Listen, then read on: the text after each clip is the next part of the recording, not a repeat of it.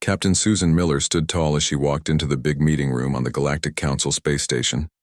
She wore her blue human military uniform with pride. As the only human in a room full of aliens, she often had to work hard to be heard. Today's meeting was about defense plans. The room had a large round table where leaders from all space nations sat. Susan took her seat next to Admiral Zakathraz, a tall insect-like alien with 6 eyes and sharp claws. "We are here to talk about the defense line," said the council leader, a green alien with 3 arms. "Each nation must give ships to protect our shared space." Susan nodded. Humans were still new to space travel compared to other aliens. Earth had only joined the Galactic Council 30 years ago, but humans had fought hard to earn respect. Admiral Zakathraz turned to Susan. "The human ship in Sector 4 needs to be replaced," he said in a cold voice. "The USS Constitution is too old. It takes up space where my modern ships could be." Susan kept her face calm, but she felt angry inside. "The Constitution has been upgraded many times, Admiral. It has new engines, shields, and weapons. Just because it looks old does not mean it is weak." Commander Alara, a tall blue alien who glowed in the dark, laughed. "Humans and their strange love for old things. That ship is from your Earth year 2180. It's now 2250. No ship should serve that long." Susan opened her mouth to argue, but at that moment, all the lights in the room turned red. A loud alarm began to sound. The big screen on the wall lit up, showing hundreds of black ships appearing at the edge of the star system. "What is happening?" asked Susan, standing up. The council leader's green skin turned pale. "The Scourge have returned." Susan had heard stories about the Scourge. 50 years ago, these mysterious aliens had attacked the Galactic Council without warning. They destroyed thousands of ships and killed millions of people on many planets. Then, just as suddenly, they disappeared. No one knew what the Scourge looked like. Their ships were black with no windows or markings. They never talked or explained why they attacked. "All ships to battle stations," ordered the council leader. "We must protect the Central Worlds." Admiral Zakathraz stood up, his 6 eyes blinking rapidly. "My fleet is ready. We will stop them with our new weapons. The Vidaran. Imperium has built the strongest ships in the galaxy since the last war." Commander Alara nodded. "The Proxima Collective ships will join you. Our light-based weapons can cut through any shield." Susan checked her computer pad. Earth had 3 ships in this star system, 2 new battleships and the old Constitution. "Human ships are ready to help," she said. The council leader looked at Susan with 3 blinking eyes. "The new human ships can join the defense. The old Constitution should stay back as a last line." Susan wanted to argue, but this was not the time. She nodded and sent the orders to the human ships. On the big screen, they watched as the alien fleets moved to meet the Scourge ships.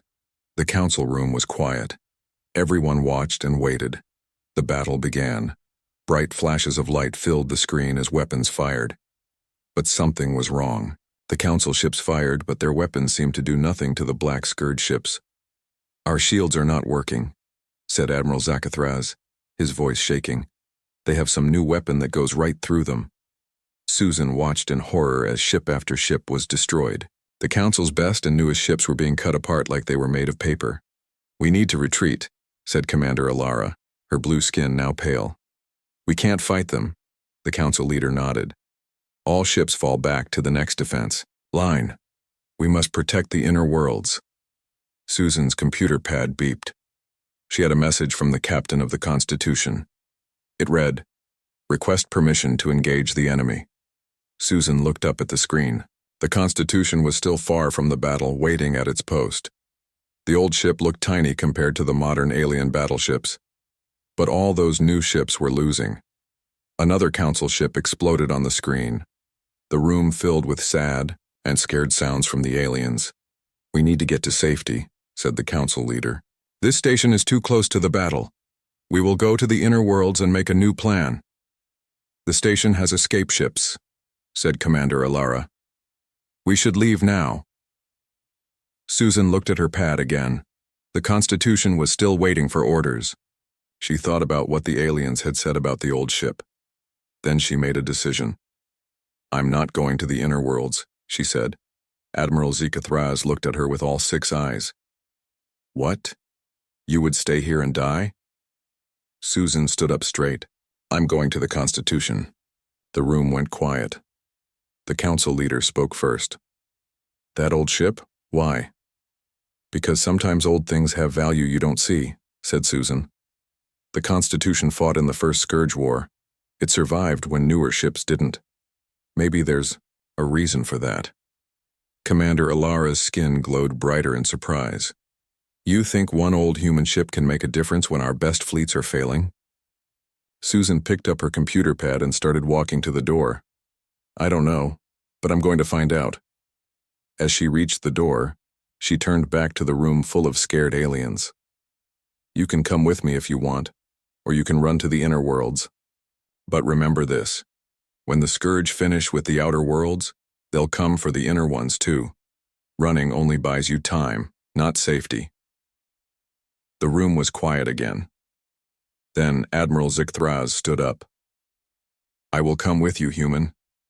If only to see what makes you so confident in that old ship. Commander Alara sighed and stood up too. This is probably a mistake, but I will come as well. Other aliens in the room started to stand. The council leader looked around, then nodded. Very well. We will go to the human ship. Show us why we should believe in your old relic. Susan smiled for the first time that day. Follow me, she said. You're about to learn why humans keep some old things around. As they rushed to the docking bay, Susan sent a message to the Constitution. Captain Howard, prepare to receive guests, and get ready to wake up the old girl. It's time. Captain Grace Howard stood tall on the bridge of the USS Constitution. The screens showed the Scourge fleet coming closer. She had fought these enemies before 50 years ago when she was just a young officer. All crew to battle stations. She ordered. Her voice was calm. Athena, begin defense pattern Alpha. Understood, Captain, replied the AI's warm voice. Defense pattern Alpha engaged. The alien visitors watched in silence. They had never seen a ship work this way before. Most modern ships needed many crew members to press buttons and make decisions. But on the Constitution, Athena controlled many systems directly. You let a machine control your weapons? Asked Admiral Zikathraz with worry in his voice. Not control. Work with us, corrected Lieutenant Commander Alan Parker. Athena is part of this ship, not its master. The main screen showed the Scourge ships now. They were black with no windows or markings. They looked like sharp knives cutting through space. They're preparing to fire, warned Athena. Their weapons are the same type that went through Council. Shields. Activate the phase shift shields, ordered Grace. Outside the ship, a strange field appeared around the Constitution. It wasn't like normal shields that glowed blue or green. This one seemed to make the ship look blurry, like it wasn't fully in one place. The Scourge fired. Bright red beams shot toward the Constitution. Everyone on the bridge held their breath. The beams hit the phase shift shield and passed right through, missing the ship completely. What happened? Asked Commander Alara, her blue skin glowing brighter in surprise. Phase shift technology, explained Susan Miller. The Scourge weapons pass through normal shields, so we made a shield that isn't fully in normal space. Their weapons go through it because it's barely there. Then how does it protect you? Asked a small, furry alien council member. Because we control exactly what passes through and what doesn't, said Grace with a smile. Athena, prepare to return. Fire. Hidden panels on the Constitution's hull slid open. Weapons unlike anything the aliens had seen before emerged. What are those? Asked Admiral Zikathraz. We call them gravity pulse cannons, said Alan. They don't attack the Scourge ships directly. They attack the space around them. The Constitution fired. There was no beam of light or missile. Nothing seemed to happen for a moment. Then 3 Scourge ships suddenly crumpled like they were made of paper. They folded in on themselves and became small dark balls. The council members gasped. Nothing they had could do that to a Scourge ship. How? Is this possible? Asked Commander Alara. The gravity pulse creates a tiny temporary black hole, explained Susan. It collapses their shields from the inside, something they never expected. The Constitution moved forward, firing more gravity pulses. 5 more Scourge ships were crushed. "They're changing formation," reported Athena. "They remember this weapon from the last war. They're adapting." On the screen, the Scourge ships spread out, making it harder to hit many with one shot. "As expected," said Grace calmly. "Athena, switch to phase missiles." "Phase missiles ready, Captain," replied the AI.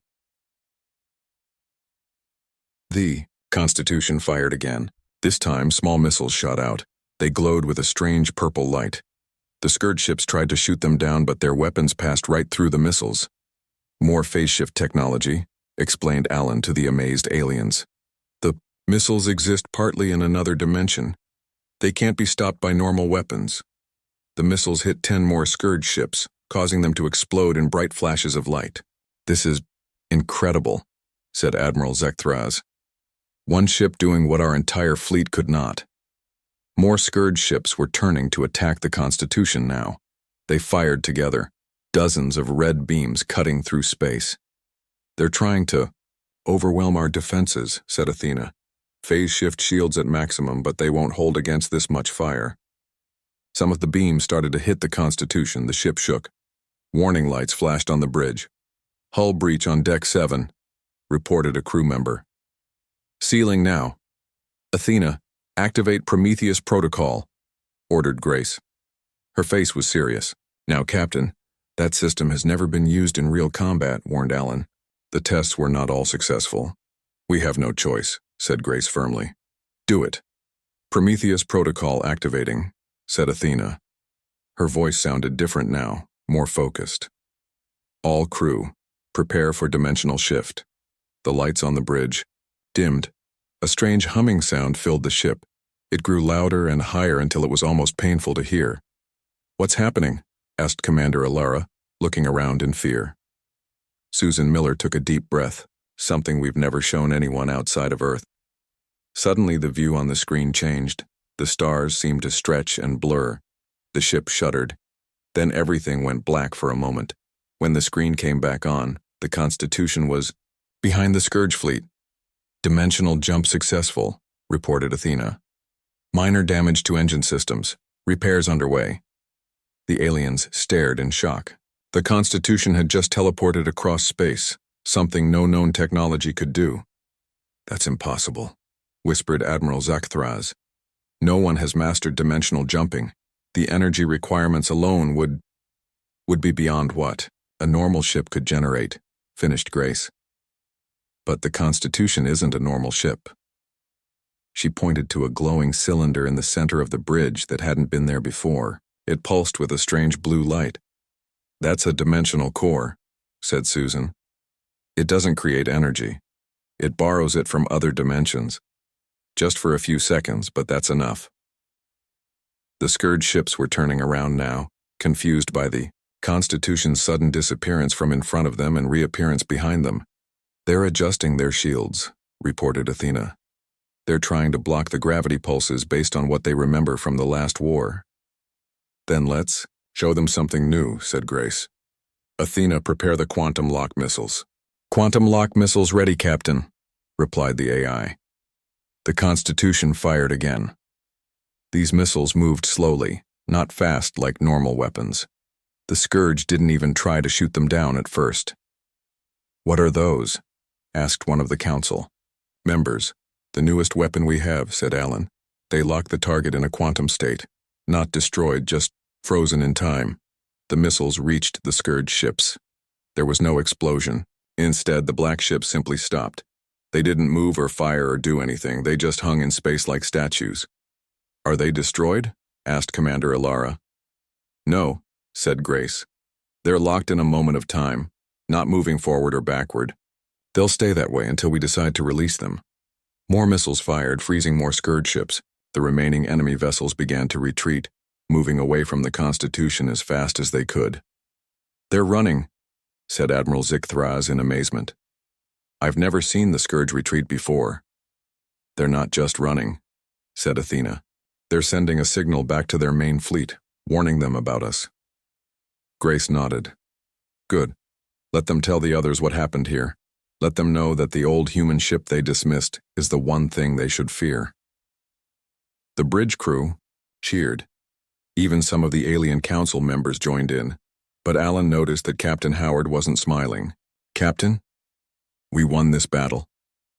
"Yes," said Grace quietly. "But the war is just beginning. The Scourge will adapt to what we showed them today. They always do." Susan Miller stepped forward. "Then we need to share this technology with the Council. All of it. The phase shift shields, the gravity weapons, even Athena." Admiral Zach-Thraz and Commander Alara looked at each other in surprise. "You would give us your most secret weapons?" asked the Admiral. "Not give," corrected Grace. "Share. Work together. The Scourge aren't going to stop with one defeat. They'll be back, stronger and smarter. We need to be ready." The ship shook again. Warning lights flashed. "Captain, the dimensional core is destabilizing," reported Athena. "The jump put more strain on it than expected." "Can you fix it?" asked Grace. "Yes, but I need to go offline to focus all my systems on repair," replied the AI. "I'll be gone for approximately 2 hours." Grace nodded. "Do it. We'll handle things until you're back." "Understood. Beginning shutdown now," said Athena. The light in the central cylinder dimmed. The bridge felt suddenly quiet without Athena's presence. The alien council members looked around nervously. "What happens now?" asked Commander Alara. "Now we make a plan," said Grace firmly. "The Constitution has shown what it can do, but one ship isn't enough to stop the Scourge. We need a fleet with this technology." Admiral Zaka-Thraz's 6 eyes blinked thoughtfully. "The Council will never approve working with AI after the synthetic uprising." "Then the Council will fall," said Susan bluntly, "because the Scourge won't stop, and traditional weapons can't beat them." The ship's communication system beeped. "Captain, we're receiving signals from the remaining Council ships," reported Diane Rodriguez from her station. "They saw what happened. They're asking how we did it." Grace looked at the alien leaders. "What will you tell them? That the humans broke the rules, or that we found a way to beat the unbeatable enemy?" Admiral Zaka-Thraz was quiet for a long moment. Then he straightened to his full height, his insect-like body suddenly looking less threatening and more determined. "I will tell them," he said, slowly, "that I have seen the future of warfare, and it began on an old human ship that we were too quick to dismiss." Lieutenant Natalie Wu worked quickly at her tactical station on the Constitution's bridge. Her fingers moved over the controls with practiced ease. The ship had been fighting for 3 hours now, and the battle was far from over. "More Scourge. Ships coming from Sector 7, she reported. "They've changed their attack pattern again." Captain Grace Howard nodded. Her face showed no fear, only deep focus. "They're learning, adapting to our weapons." The main screen showed the space around them. 20 frozen Scourge ships hung motionless, caught in the quantum lock missiles. But 50 more were approaching, moving in a new formation.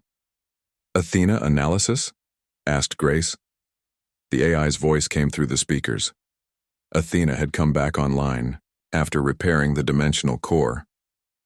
"They're spreading out to avoid the gravity pulses, and their shields are vibrating at changing frequencies to resist the phase missiles." Admiral Zeke-Thraz watched from the side of the bridge. The insect-like alien had been quiet for the past hour, simply observing how the Constitution fought. "Remarkable," he said. "They adapt so quickly." "That's why they're dangerous," said Alan Parker from his station. "In the First War, they would change tactics and technology within hours of seeing something new." The ship shook as enemy fire hit the hull. The phase shift shields were having trouble keeping up with the new Scourge weapons. "Damage to decks 3 and 4, reported engineer Frank Reyes. "Repair teams responding." Grace turned to Susan Miller, who stood near the alien council members. "We need reinforcements. Are any council ships close enough to help?" Susan checked her datapad. 3 Vidaran cruisers and 2 Proxima light ships are in range. But their weapons won't work against the Scourge. "Not as they are now," said Grace. She looked at Admiral Zach-Thraz. "Admiral, we need your permission to send Athena to your ships." The Admiral's 6 eyes blinked in surprise. "Send your AI to our ships?" How? Through the communication system, explained Athena. I can transfer a part of myself to your vessels and help modify their weapons to work against the scourge. Commander, Alara stepped forward, her blue skin pulsing with nervous light. This goes against all council rules about AI. If we allow this, if we don't, we all die, said Grace bluntly. The Constitution can't beat all of them alone. We need help. Admiral Zekathraz was quiet for a long moment. Then he nodded. Do it. Send your AI to our ships. Athena, begin transfer, ordered Grace. Transfer beginning, said Athena. This will take approximately 10 minutes. During this time, some of my functions on the Constitution will be limited. The bridge crew worked harder to make up for Athena's reduced capabilities. Natalie's fingers flew over her tactical controls, manually targeting the Scourge ships. They're concentrating fire on our port side, she warned. The shields won't hold much longer. Rotate the ship, ordered Grace. Present our stronger starboard shields. The Constitution turned slowly in space, moving its damaged side away from the enemy fire. But the Scourge ships changed position too, still focusing on the weakened area.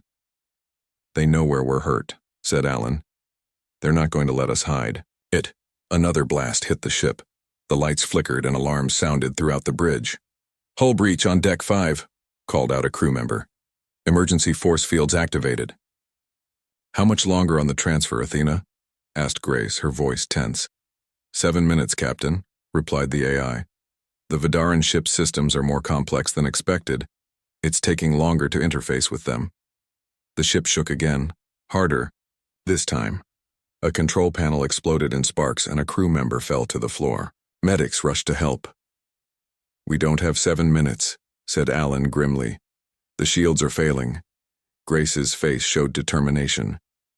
Then we give Athena time another way. Prepare the dimensional jump. Alan looked at her in shock. Captain, the core isn't fully stable yet.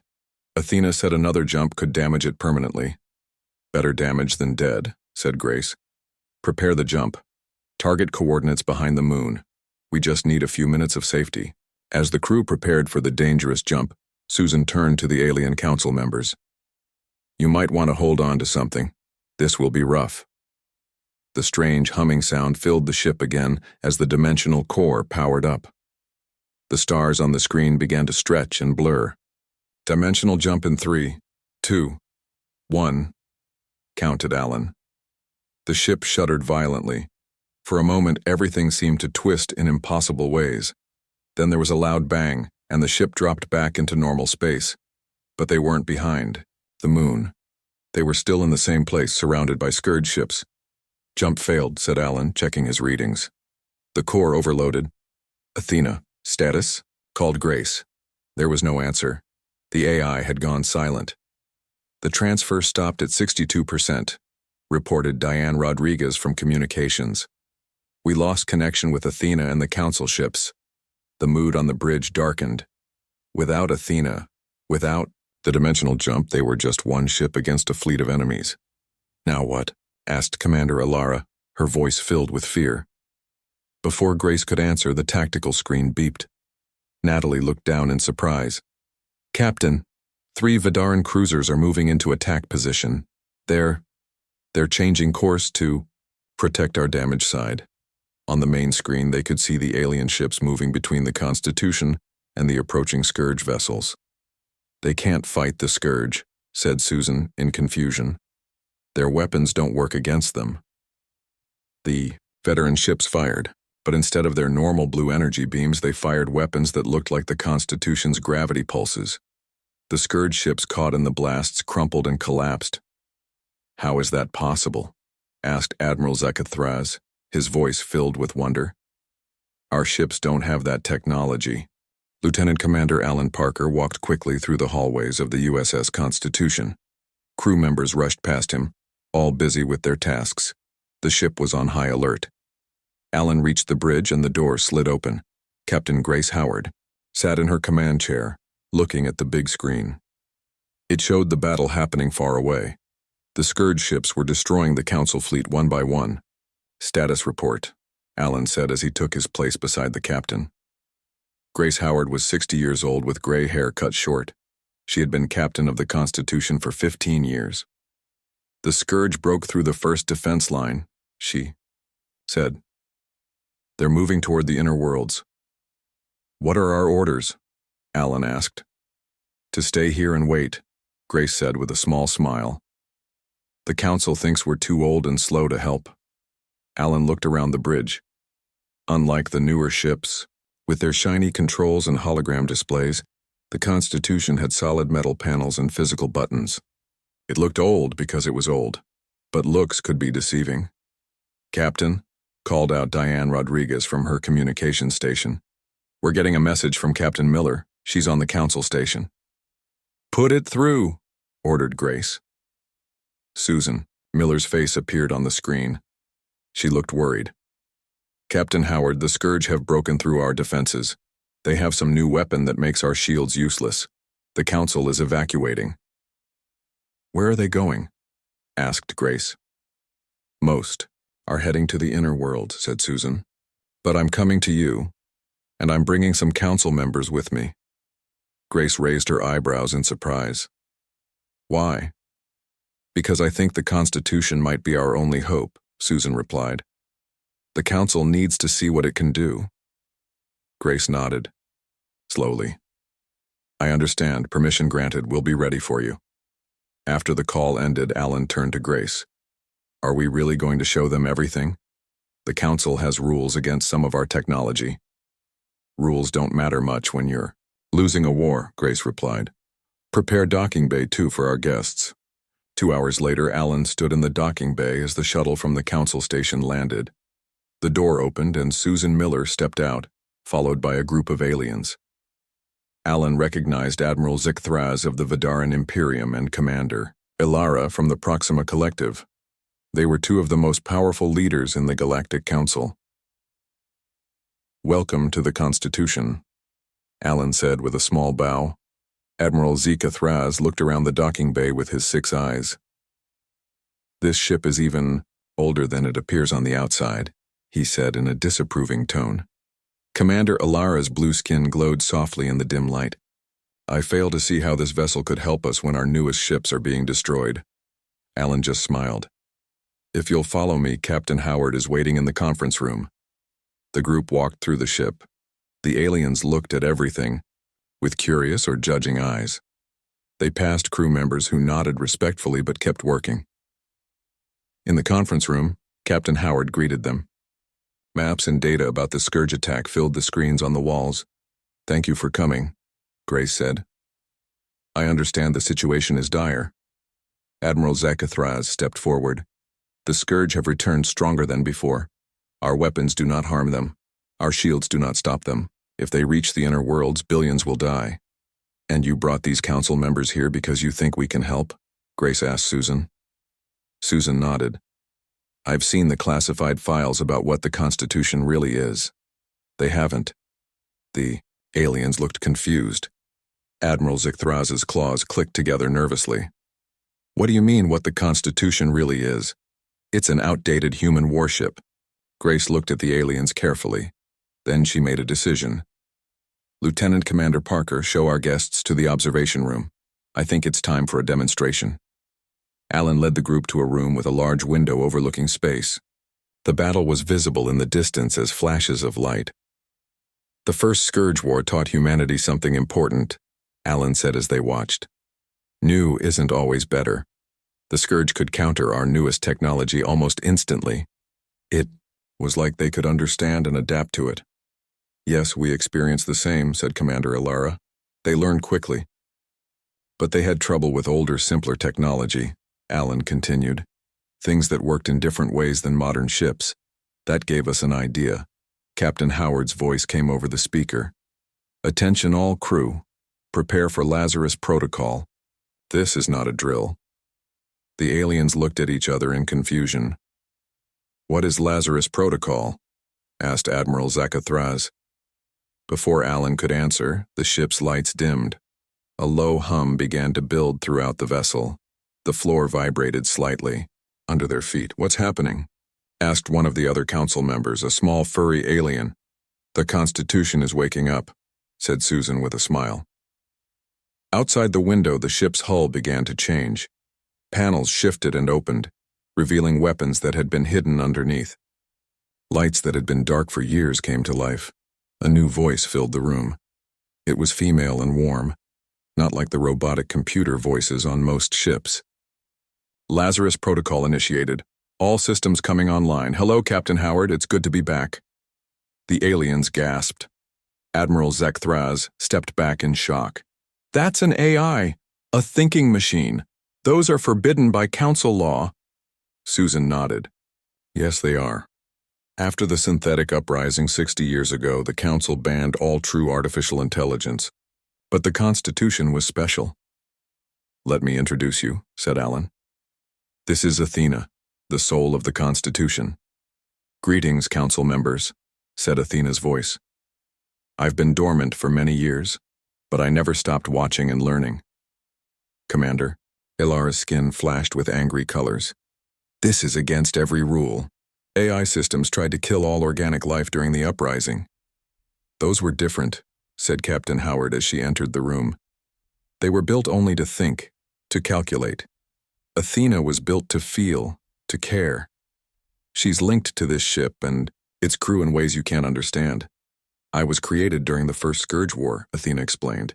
When humanity realized that the Scourge could adapt to our technology, they tried something different. Instead of building a smarter weapon, they built one that could think in ways the Scourge couldn't predict. On the screens around the room, data about the Scourge ships appeared. I've been analyzing the battle, said Athena.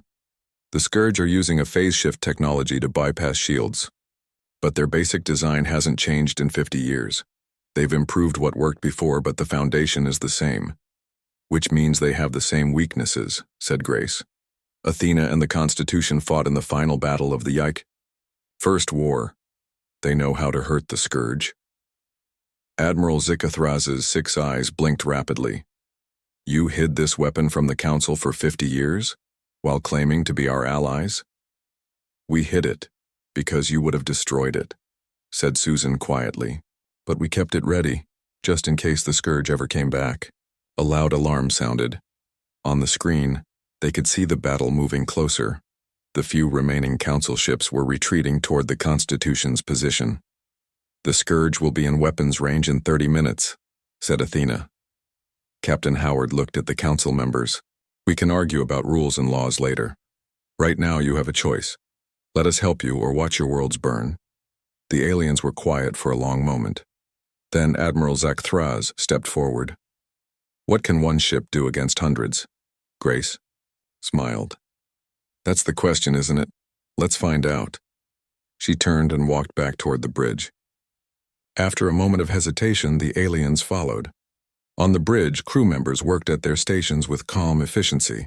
The Constitution hummed with power. Status report, ordered Grace as she took her command chair. All systems online, reported Alan from his station. Weapons charged. The special systems are ready. Athena, are you with us? Asked Grace. Always, Captain, replied the AI's voice. The Scourge ships are approaching. They've detected us and are changing course to intercept. On the main screen, the black Scourge ships turned toward them. They looked like giant arrowheads made of dark metal. They remember, said Athena. They know what the Constitution did in the last war.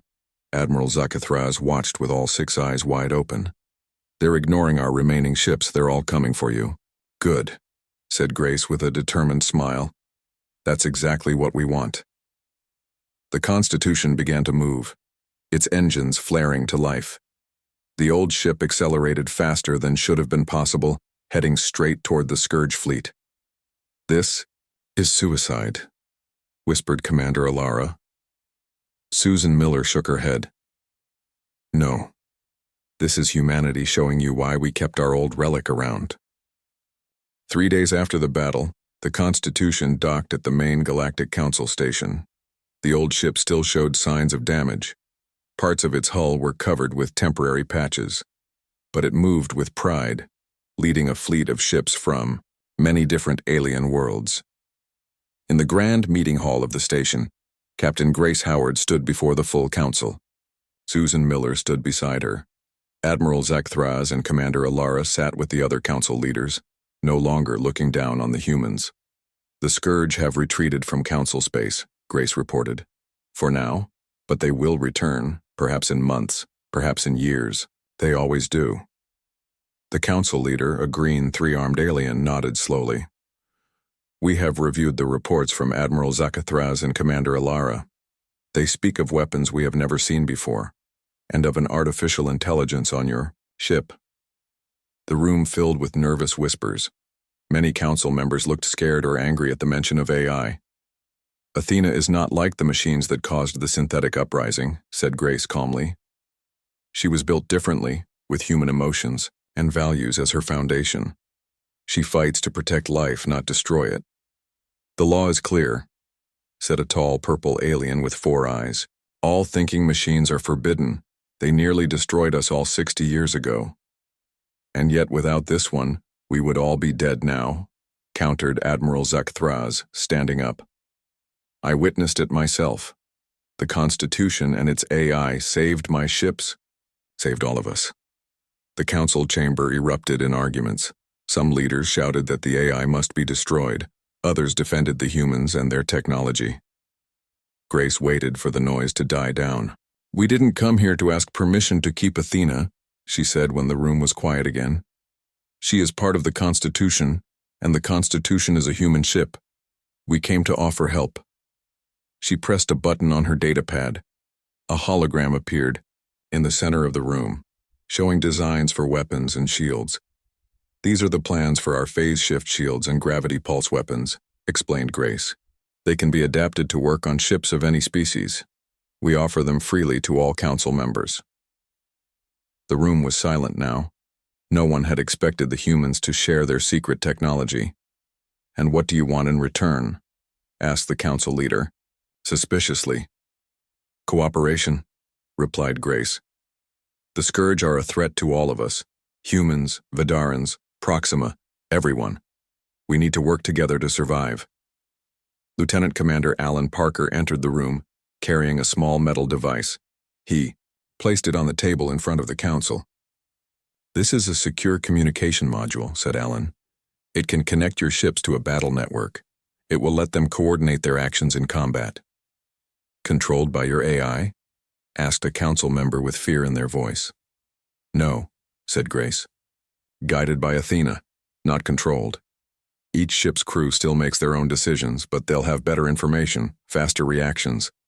It's already been tested on Admiral Zekathraz's ships. The Admiral nodded. It works. It made my old cruisers fight better than our newest battleships. Commander Alara stood up, her blue skin glowing softly. The Proxima Collective also tested this technology. Our older ships, ones we had planned to scrap, became our most effective weapons against the Scourge. Old ships, said Susan Miller, stepping forward. That's another lesson we learned. The Scourge can adapt quickly to new technology, but older, simpler systems confuse them. They have trouble countering weapons that work in unexpected ways. The hologram changed to show various old ships from different council species. We propose using these older vessels as the core of a new defense fleet, continued Susan. Ships that would have been scrapped or used only for training. With our technology added to them, they become powerful weapons. The council members talked among themselves. Some seemed interested, others still suspicious. There's one more thing, said Grace. Athena wants to speak to you directly. Before anyone could object, the hologram changed again. A figure appeared, a woman made of light. Not quite human, but clearly designed to look familiar to them. Greetings, council members, said Athena. Her voice was warm and calm.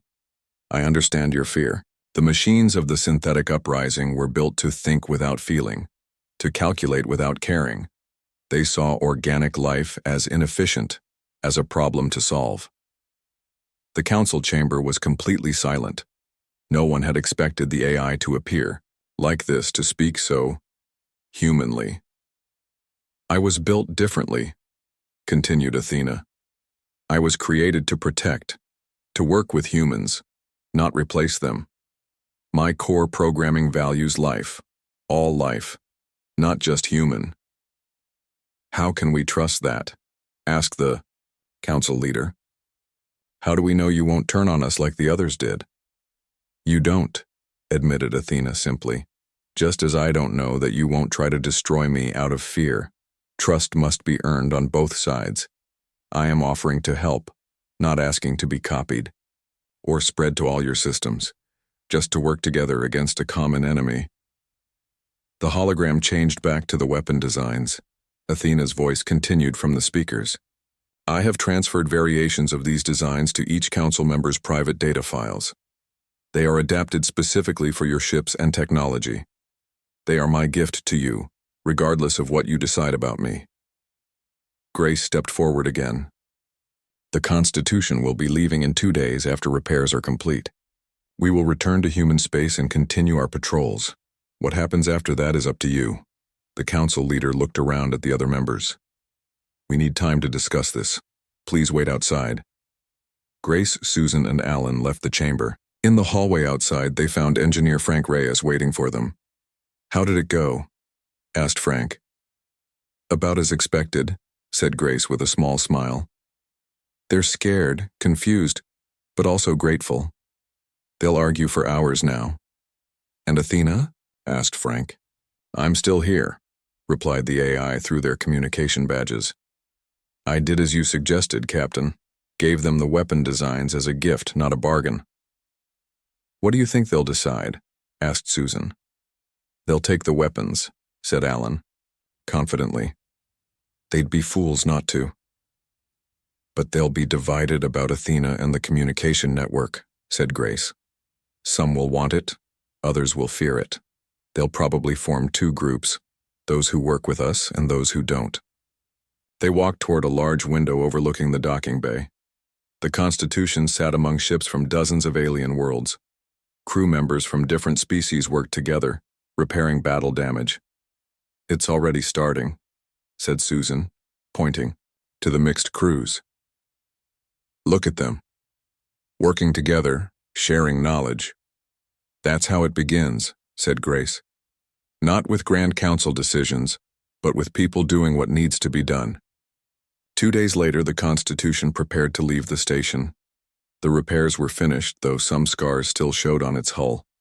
Captain Howard sat in her command chair, watching as the crew made final preparations. Status report, she ordered. All systems online, reported Alan from his station. Dimensional core is stable.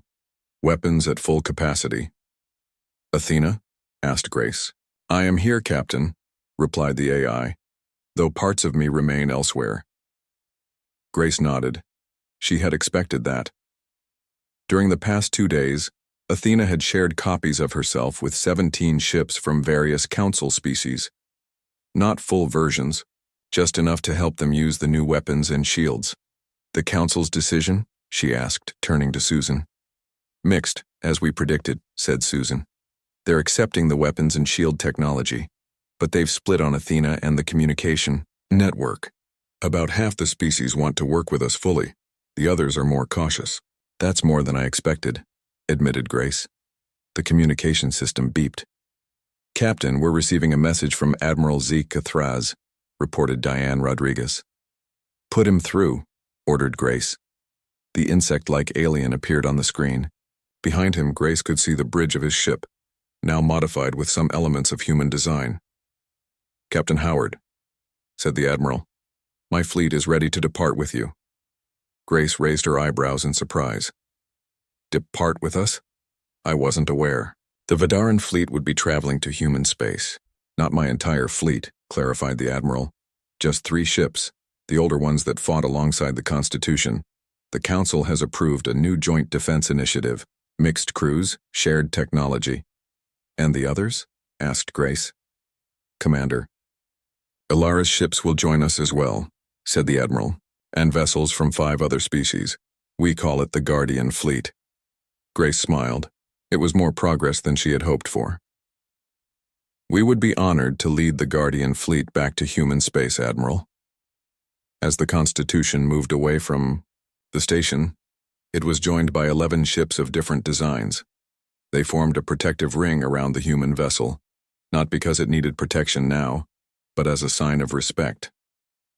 "Set course for the human border station," ordered Grace. "Let's show our new friends what Earth looks like." The Constitution led the small fleet toward human space.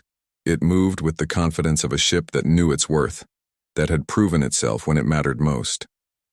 In her private quarters later that day, Grace stood looking at an old photograph. It showed a much younger version of herself standing with the original crew of the Constitution, 50 years ago after the First Scourge War. "You were thinking of them today, weren't you?" asked Athena, her voice coming softly through the room's speakers. "The first crew?" "Yes," admitted Grace, wondering what they would think of all this. "Of you."